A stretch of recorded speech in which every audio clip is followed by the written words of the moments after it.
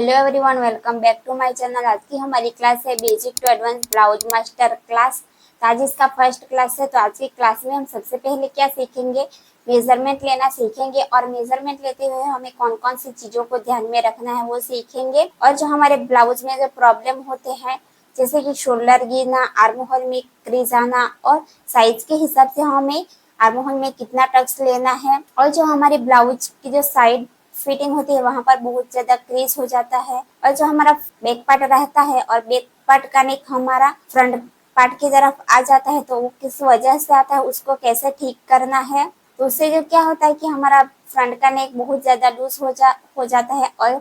और जो हमारा आर्म होता है वहां पर क्रीज आ जाती है। तो इन सब प्रॉब्लम को हमें सॉल्व कैसे करना है वो हम आज की क्लास में सीखेंगे। और जिसको ब्लाउज बनाना थोड़ा सा भी आता है, मगर जिसको ब्लाउज स्टिच करना थोड़ा सा भी नहीं आता है, तो उसके लिए हम सबसे पहले बेसिक से स्टार्ट करेंगे। तो बेसिक में हम सबसे पहले नाप लेना सीखेंगे। तो आज मैं आपको आप अपनी खुद की बॉडी से मेजरमेंट कैसे लेना है वो सिखाऊंगी। और आप मेरे चैनल पर नए हैं तो प्लीज मेरे चैनल को सब्सक्राइब कर दीजिए। तो चलो शुरू करते हैं आज का वीडियो। आज की क्लास में हम सबसे पहले शोल्डर कैसे लेना है वो हम सीखेंगे। तो शोल्डर हमें कैसे लेना है, तो हमें यहाँ पर फुल शोल्डर लेना है। तो उसके लिए हमें ईच टेप को बैक पार्ट के ऊपर रख देना है इस तरीके से। तो इस तरीके से हमने बैक पार्ट के ऊपर रख दिया है। फिर यहाँ से इस तरीके से हमें यहाँ पर ईच टेप को रखने के बाद हमें इस तरीके से जो हमारी फिंगर है उसको हमें ऐसे धीरे धीरे करके हमें ऊपर लेके जाना है दोनों साइड से। फिर जहाँ पर भी हमारा आएगा फुल शोल्डर, तो यहाँ पर मेरा यहाँ पर फुल शोल्डर आया है 14 इंच। तो इस तरीके से हमें शोल्डर का नाप लेना है। अगर आप अपने कस्टमर से भी शोल्डर का नाप लेते हैं तो आपको इस तरीके से ही शोल्डर का नाप लेना है। फिर शोल्डर का नाप लेने के बाद हमें यहाँ पर जो हमारा यहाँ पर जो सेंटर रहेगा शोल्डर के बीच में, तो इस टेप को हमें इस तरीके से सेंटर में रख देना है। फिर यहाँ पर हमें लेंथ की मार्किंग करनी है। तो हमें यहाँ पर लेंथ का मेजरमेंट लेना है। तो लेंथ का मेजरमेंट हमें कैसे लेना है, तो इसी टेप को इस तरीके से रख देना है। फिर जहाँ पर भी हमारा लोअर वेस्ट आ रहा है वहां से हमें लेंथ आपको कितना चाहिए वो हमें डिसाइड करना है। तो मुझे यहाँ पर लेंथ चाहिए यहाँ पर 14 इंच। तो आपको इस तरीके से शोल्डर टू लोअर चेस्ट, जहाँ तक हमारा जो शोल्डर लोअर चेस्ट है वहां तक हमें इस तरीके से इच टेप को रखना है। फिर यहाँ से आपको जितनी भी लेंथ चाहिए उतनी आप रख सकते हैं। तो हमें यहाँ पर 1.5 इंच या 2 इंच हमें ज्यादा लेंथ लेनी है। लेंथ लेने के बाद अब हमें यहाँ पर चेस्ट का मेजरमेंट लेना है। तो चेस्ट का मेजरमेंट हमें कैसे लेना है, तो आपको इच टेप को इस तरीके से रख देना है, इस तरीके से। तो आपको पीछे की साइड यहाँ पर आपको बहुत ही ऊपर ही नहीं रखना है, और यहाँ पर आपको इस तरीके से नीचे भी नहीं रखना है। तो इस तरीके से हमें यहाँ पर चेस्ट का मेजरमेंट लेना है यहाँ पर। तो आपको यहाँ पर चेस्ट का मेजरमेंट बहुत ज्यादा टाइट भी नहीं लेना है और बहुत ज्यादा लूज भी नहीं लेना है। तो इस तरीके से आपको चेस्ट का मेजरमेंट लेना है।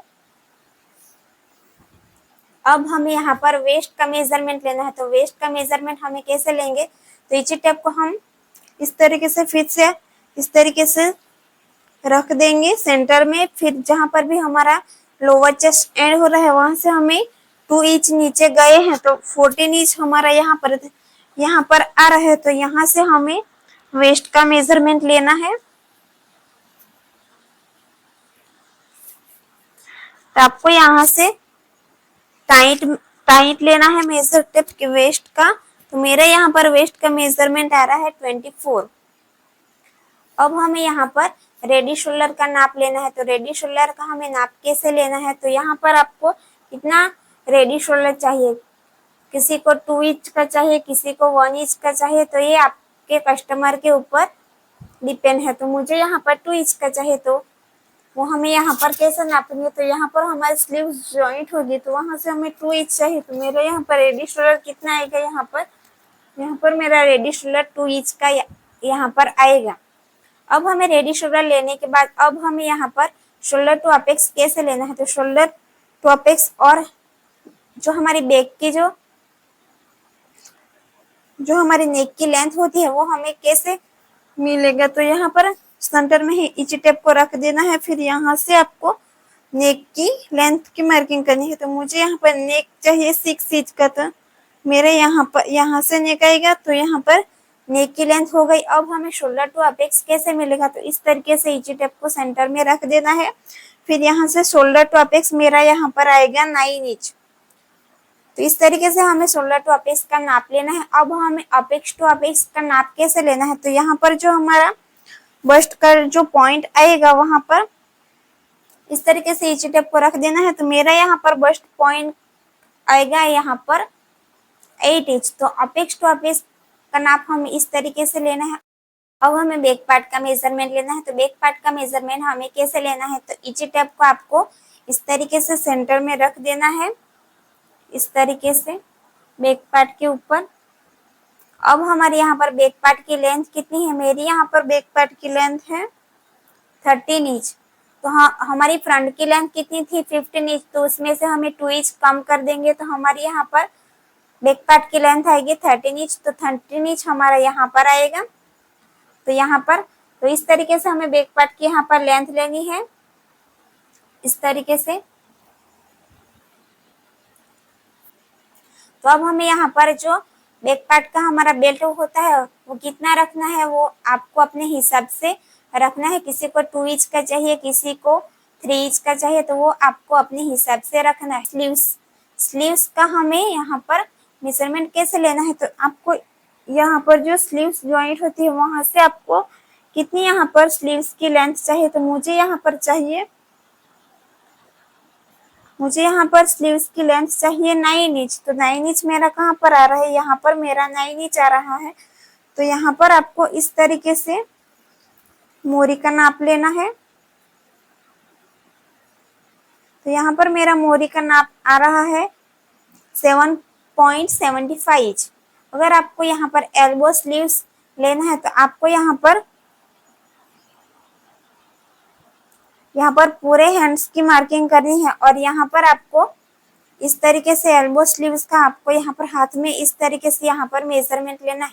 अगर आप एल्बो स्लीव्स बना रहे हैं तो आपको मेजरमेंट 5 इंच पर, 8 इंच पर और आपको 11 इंच पर इसकी मोरी का नाप लेना है। तो फ्रेंड्स, अगर आपको इस वीडियो में समझ नहीं आया है तो आप मुझे कमेंट करके पूछ सकते हैं।